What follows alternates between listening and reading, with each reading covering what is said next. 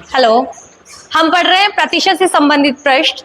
तो एक और महत्वपूर्ण प्रश्न आपके सामने लेकर आई हूं मैं। इस प्रकार के प्रश्न आपको हर प्रकार के एग्जाम में देखने को मिलते हैं। तो देखिए प्रश्न को कि किसी परीक्षा में एक विद्यार्थी 40% अंक प्राप्त करता है तथा वह 25 अंकों से उत्तीर्ण हो जाता है, पास हो जाता है, जबकि जो दूसरा विद्यार्थी है वो 30% अंक प्राप्त करता है और 15 अंकों से अनुत्तीर्ण हो जाता है, फेल हो जाता है। तो पहले आपको क्वेश्चन की लैंग्वेज समझनी है कि हमारे पास है दो विद्यार्थी, एक है फर्स्ट विद्यार्थी और एक है सेकंड विद्यार्थी।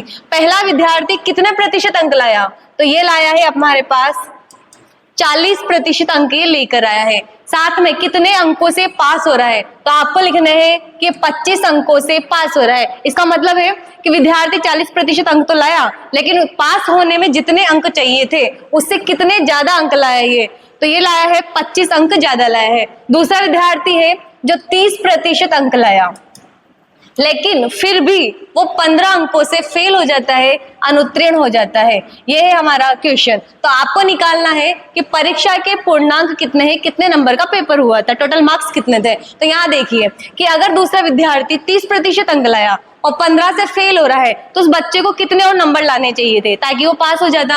तो अगर इस 30% वाले के 15 नंबर और आ जाते तो बच्चा पास हो जाता। तो मान लो हम इसको 15 नंबर और दे देते हैं, हम 15 नंबर इसमें प्लस कर देते हैं, तो ये हो जाएगा इसका पासिंग मार्क्स हो जाएगा, कितने नंबर पे बच्चा पास हो सकता था। इधर देखिए ये लाया 40% अंक और इसके पास 25 अंक ज्यादा आए हैं।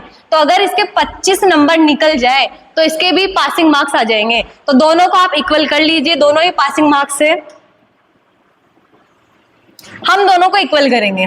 इक्वल करने के बाद आपको प्रतिशत एक तरफ करना है और अंकों को दूसरी तरफ रखना है। तो ये है 40%। हम 30% को इधर लाएंगे, पक्षांतर करेंगे, 30% बराबर, ऑलरेडी वहां पे 15 है, 25 का पक्षांतर उधर करेंगे तो माइनस वाला प्लस का हो जाएगा, प्लस 25 हमारे पास आ जाएगा।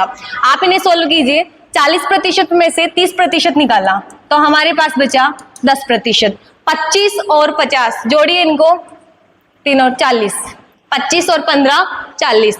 तो हमारे पास जो वैल्यू है कि 10% किसके बराबर है? 40 के बराबर है। तो हमें लिखना है कि जब 10% 40 के बराबर है तो 1% किसके बराबर होगा? 1% बराबर होगा 40/10 के बराबर होगा। लेकिन हमें निकालना क्या है? पूर्णांक निकालना है, और पूर्णांक कितने प्रतिशत का होता है? 100% का होता है। तो हमें इसकी 100% निकालनी है कि माना कि जब 1% 40/10 की है तो 100% किसके बराबर होगी? 100% बराबर होगी 40/10 मल्टीप्लाई 100 के बराबर होगी। अब आप इसे सॉल्व कर लीजिए, 0 से 0 काट दी, ऊपर बचा 40 गुणा 10, हमारे पास आ गया 400 अंक। तो टोटल पूर्णांक कितने हैं? टोटल पूर्णांक है 400। तो इसका आंसर होगा सी। अगर आपको प्रश्न समझ आ गया हो तो वीडियो जरूर लाइक करें ताकि मैं इसी प्रकार के वो प्रश्न ला सकूं। Thank you so much.